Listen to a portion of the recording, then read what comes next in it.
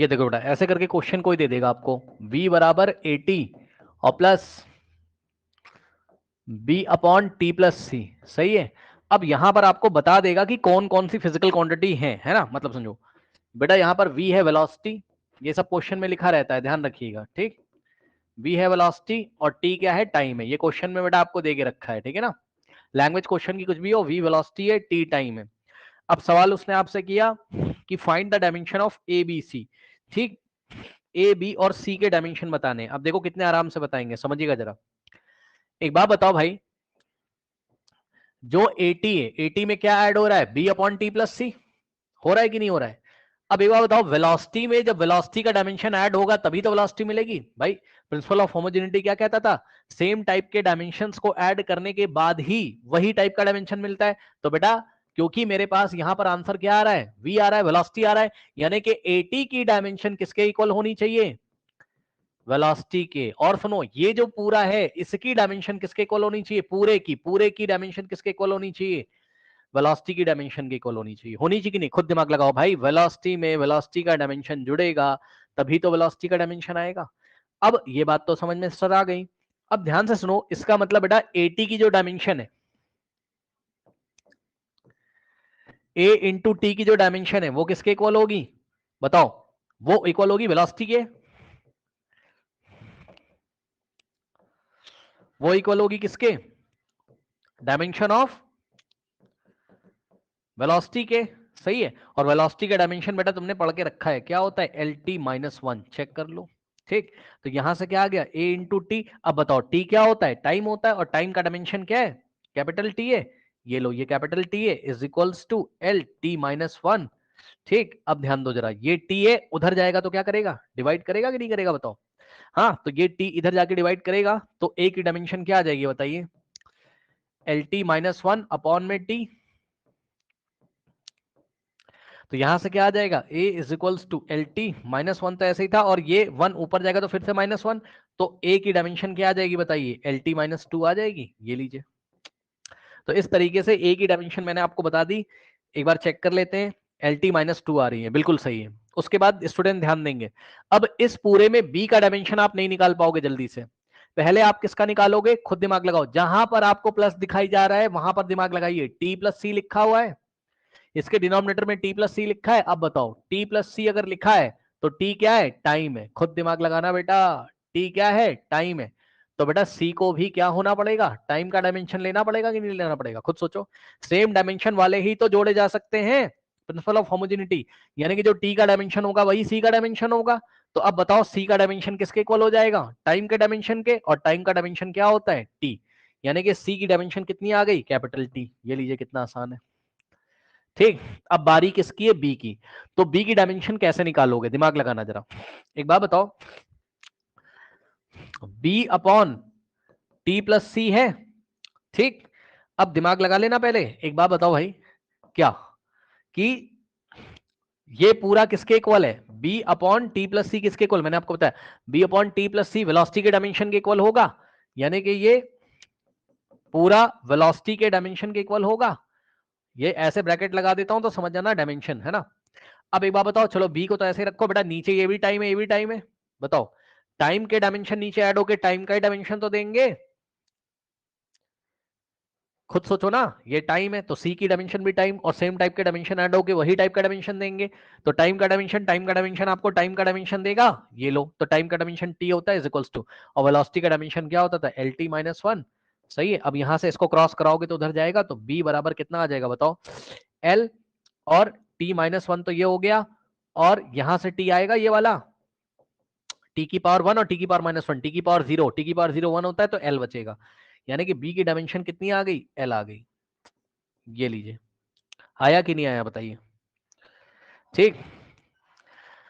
वेदांत कह रहे हैं सर प्लस में तो कोई भी फिजिकल क्वांटिटी ऐड हो सकती है अकॉर्डिंग टू प्रिंसिपल, हाँ कोई भी फिजिकल क्वांटिटी हो सकती है ऐड, हाँ, लेकिन पता है जो ये वाली होगी वही ये वाली होगी, समझे।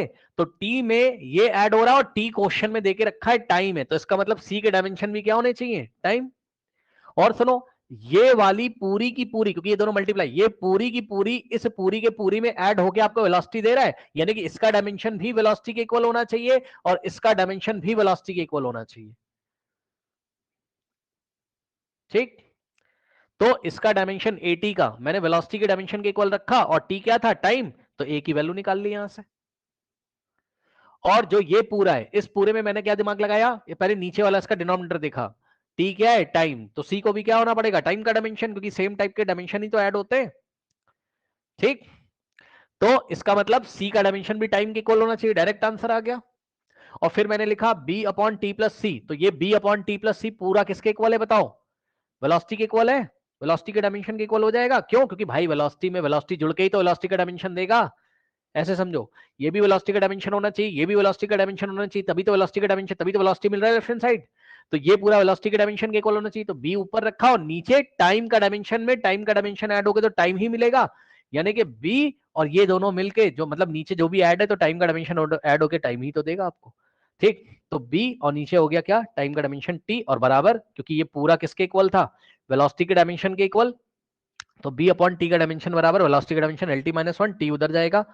तो सॉल्व कर लोगे इसको, आया कि नहीं आया बताइए, कुछ आया, कोई डाउट है? चलो, अब नेक्स्ट देखो बेटा, ध्यान से देखो जरा, नेक्स्ट जो क्वेश्चन करने से पहले आपको एक कॉन्सेप्ट पता होना चाहिए, और वो कॉन्सेप्ट मैं आपको फिर से याद दिलाना चाहता हूं। आपको याद है क्या, हमने क्या पढ़ा था क्लास में, याद करिए।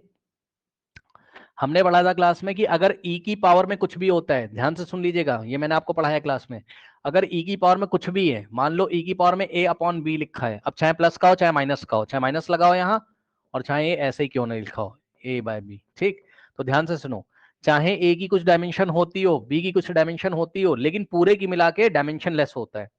ठीक, याद है, बता भी दिया कुछ बच्चों ने, तो ई की पावर में जो कुछ भी होगा वो होता है डायमेंशन लेस। भैया ध्यान से सुन लो, ई की पावर में जो भी होगा, ई की पावर में माइनस माइनस को छोड़ देना आप, तो ई की पावर में जो माइनस को इग्नोर करना, माइनस साइन आएगा तो ठीक, तो ई की पावर में जो भी होगा यहाँ पावर में, ठीक, तो ये क्या होगा आपका, डायमेंशन लेस। बस इसी कॉन्सेप्ट को यूज करते हुए नेक्स्ट सवाल हम करेंगे, तो ध्यान देंगे स्टूडेंट्स। क्वेश्चन उसने आपको दिया, P इज इक्वल्स टू, अब ध्यान देना जरा पहले, P is equals to P naught, ठीक है, यहाँ पी नॉट इसको पढ़ते हैं, जीरो लग जाता है तो पी जीरो या पी नॉट इसको पढ़ते हैं, और ई एक्स पी लिख देगा एग्जाम में, ई एक्स पी और ब्रैकेट में माइनस 80 स्क्वायर, सही है। अब सुनो, ऐसे करके आपको दे देगा, अब यहां पर आपको दे दिया है कि ए कोई कांस्टेंट है, ए इज एनी कांस्टेंट, क्वेश्चन में देके रखा हुआ है, ए कोई कांस्टेंट है और टी क्या है, टाइम है, ये क्वेश्चन में आपको देके रखा हुआ है। ठीक, और कोई इंफॉर्मेशन आपको, हाँ, और अब ई क्या होता है वो आप समझ लो पहले, ई होता है यूलर नंबर, ई की अप्रॉक्स वैल्यू होती है 2.7, ध्यान देना जरा। ठीक, तो ई की पावर में, बस इतना ही बताना था, ई क्या होता है, कोई यूलर नंबर होता है, तो उसकी आप टेंशन ज्यादा ना लो। बस अब आप देखो जरा, ये EXP जो लिखा रहता है यही ई होता है, मतलब पहले इस क्वेश्चन को ठीक से लिखो, इस क्वेश्चन का मतलब है P बराबर पी नॉट, सही है, और EXP का मतलब बेटा होता है ई, ये जो यूलर नंबर है, याद रखना, EXP कभी भी लिखा रहेगा तो ई होगा, और ई एक्सपी के आगे ब्रैकेट में जो लिखा रहेगा वो पावर में चला जाएगा, ई की पावर क्या हो जाएगा, माइनस 80 स्क्वायर, ये देखो। ठीक, अब यहां पर उसने हमसे सवाल पूछा है कि फाइंड द डायमेंशन ऑफ ए की डायमेंशन आपको यहां पर बतानी है सवाल में।